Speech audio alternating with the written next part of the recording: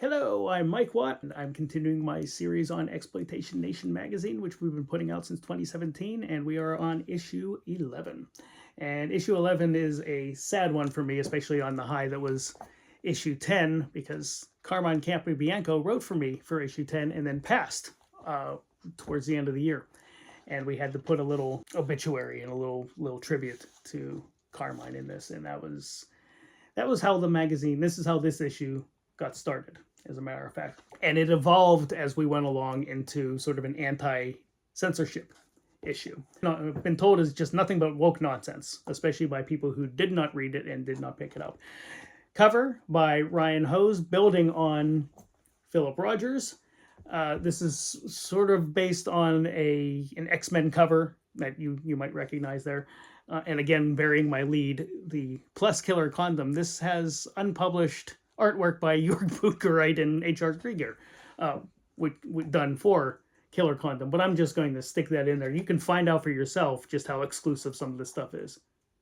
Anyway, so our anti-censorship issue has our eulogy to Carmine.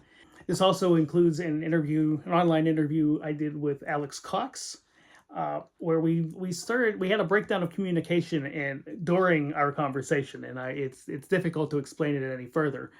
We have way different views of what punk is, and that's perfectly valid because he was in the punk scene and I came to it, hundreds of years later. But it's a decent interview, and he has a lot of good insight as to what DIY and what censorship he'd encountered. Jason Paul Cullum, who has done his share, he was my editor, one of my editors at Femme Fatale. He does a deep thing on on Silent Night, Deadly Night, and the protests that it inspired upon its release.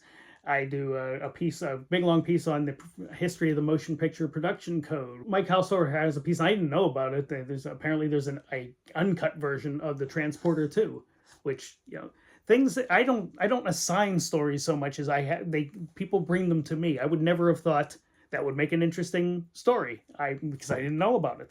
That's what I am enjoying about the ownership that the writers bring. They think this could be a good story, and this would be good for our readers, and I very rarely disagree.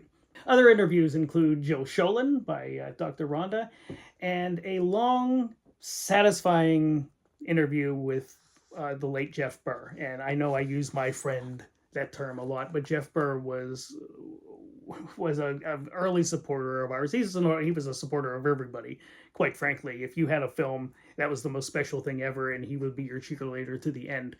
And again, I hate having eulogies. We're going to have one for Jeff. Jeff just passed. This is the rough part of being in this business for 25, 30 years. The people that are very close to you are gone.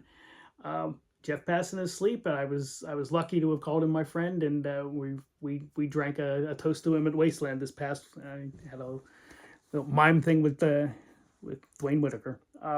Star of Eddie Presley, which if you haven't seen Eddie Presley, definitely check that out. So we talk about censorship. We talk about why it's ridiculous. I talk about what is and what isn't cancel culture.